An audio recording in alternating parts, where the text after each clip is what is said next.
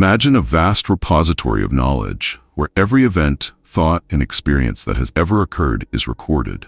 Now, imagine having access to this infinite source, allowing you to explore the very fabric of existence. Through this primary archive, one that I believe is open to all, we can uncover the true purpose of our lives and the hidden causes behind our struggles, which often seem unjust. But what is this mysterious source that Edgar Cayce spoke of? We will uncover the answer soon, but first, let's delve into the life of the man known as the Great Seer. A powerful mystic of the early 20th century, Edgar Cayce was a visionary far ahead of his time. With unwavering selflessness, he helped all who sought his guidance. Unlike many other figures of mysticism, he faced no condemnation from the pillars of the Catholic Church or the scientific elite of his era. His revelations transformed lives, and to this day, his words continue to inspire and guide millions. Now, let's step back to the beginning. In 1877, in a humble Kentucky farming family, a boy named Edgar Cayce was born. He grew up like any other child, showing no signs of extraordinary ability, until his school years arrived. Academics were a struggle for young Edgar, especially spelling, which made him the target of both his classmates' ridicule and his teachers' frustration.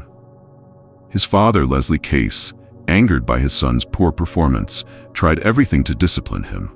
But when words failed, one day, in a fit of frustration, he struck Edgar so hard that the boy fell to the ground, briefly losing consciousness.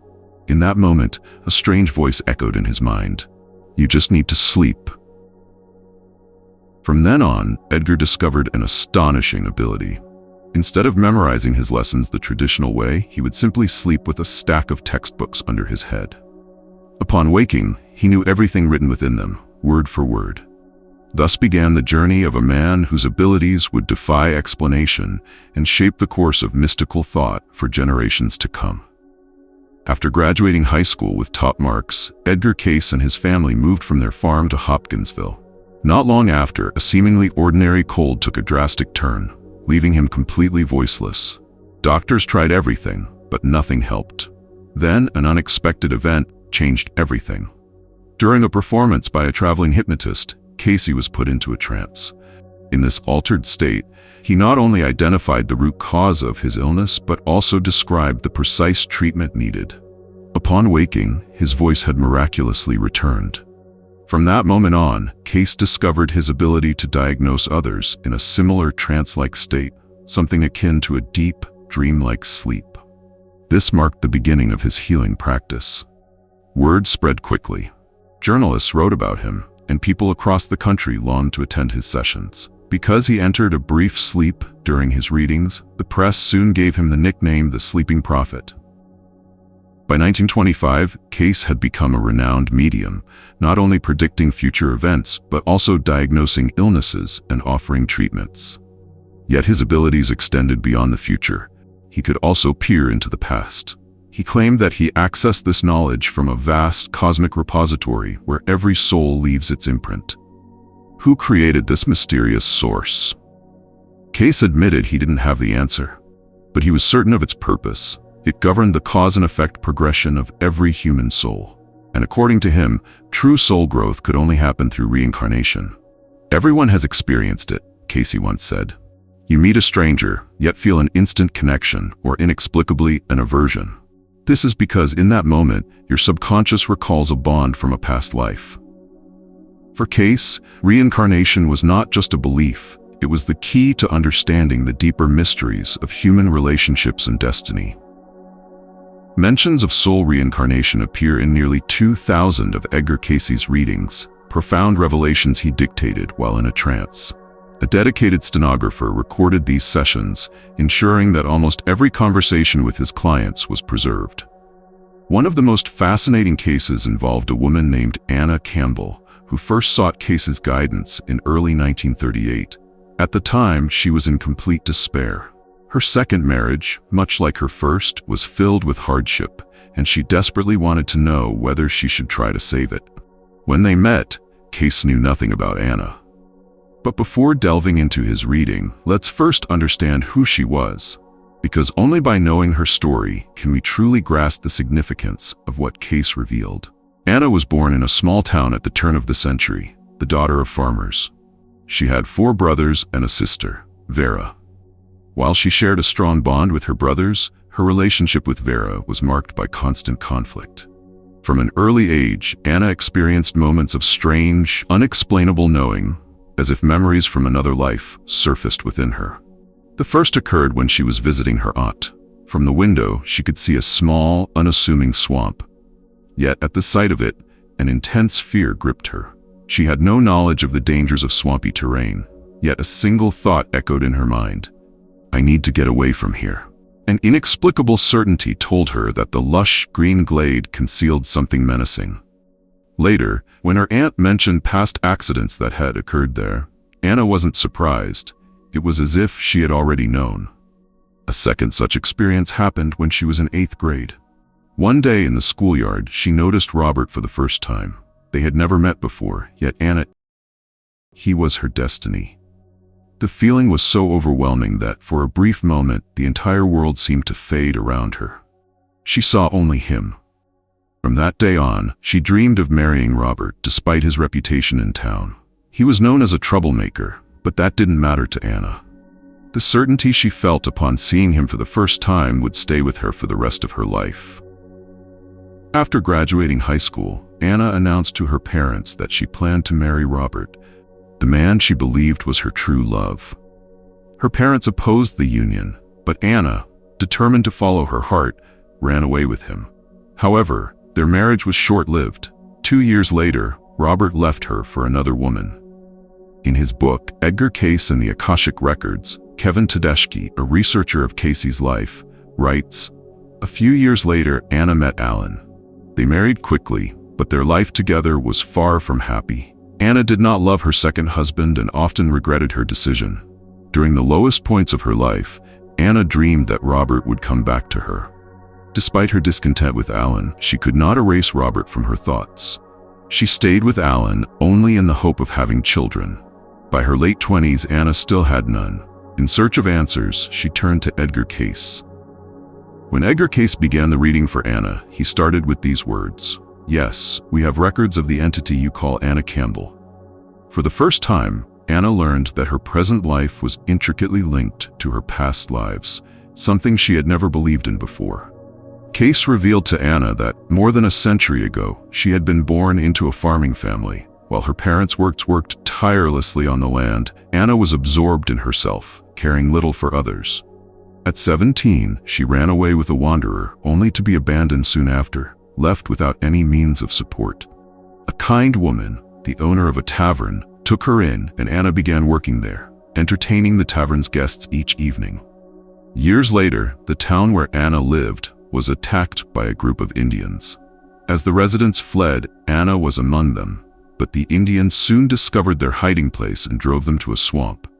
Anna was terrified. Overcome with a sense of urgency, she repeatedly thought, "I need to get out of here." The exact same phrase had popped into her mind years later when she saw the swampy area outside her aunt's house. This was a memory from Anna's past life, a memory that had stayed buried only to resurface in that moment. In subsequent sessions, Edgar Cayce revealed more of Anna's past lives, each one shedding light on the challenges she faced in the present. One of her most significant incarnations took place in France, and it was this life that shaped her deep yet painful attachment to Robert. During that lifetime, Robert had been a powerful, married man who carried on a secret affair with Anna. She resented their infrequent meetings, longing for more than stolen moments. Through Cayce's reading, it became clear why Anna, in her current life, felt an unshakable pull toward Robert, even though he failed to respect or value her. Their unresolved past had followed them into the present. But Robert was not the only connection from a former life. Cayce's readings also revealed the source of Anna's long-standing hostility toward her sister Vera. In one of their past incarnations, Vera had been married to a man who secretly loved Anna. Though Anna did not return his feelings, she agreed to be with him out of pity. In the end, the man left Vera for Anna, leaving Vera alone and consumed with resentment. That bitterness carried over into their present lives, manifesting as constant conflict between the sisters. From Cayce's transcripts, Although Anna's life in the 19th century was not particularly long, she passed away at 48, it was filled with experiences and lessons that shaped her next incarnation. Born in a small town in the 20th century, she carried these unresolved connections into her new life. The reading suggested that she must work on her relationship with Alan. If she did not, this unresolved lesson would follow her into yet another life. 1 year later, Robert unexpectedly returned and asked Anna to live with him again. But this time, remembering Cayce's readings, she found the strength to say no. Edgar Cayce believed that no meeting in life is truly accidental.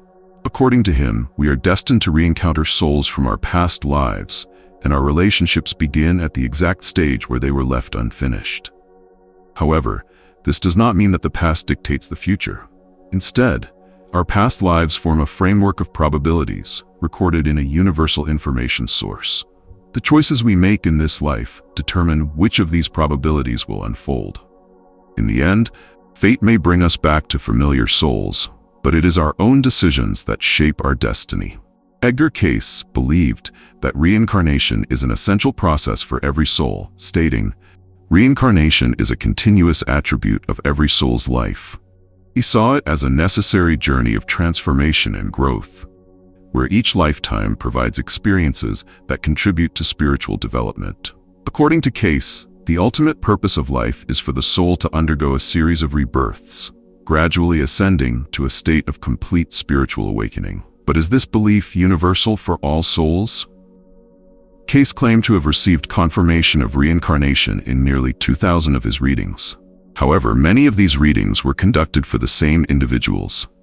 For instance, Anna Campbell alone received 83 readings, which raises the question, does this volume of evidence truly support the idea of continuous reincarnation for every soul?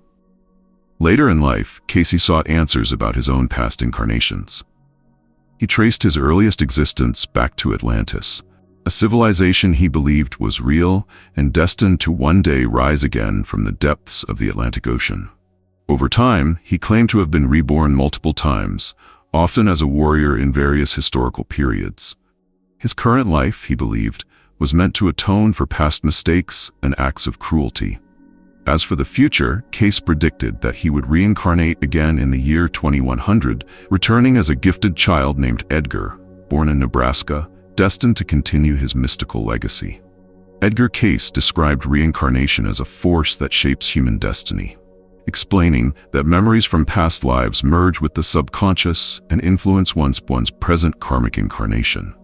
In other words, experiences gained in previous existences become an integral part of the soul's journey, subtly guiding its future path. According to Cayce, each soul carries within it a fragment of universal wisdom, accumulated over multiple lifetimes.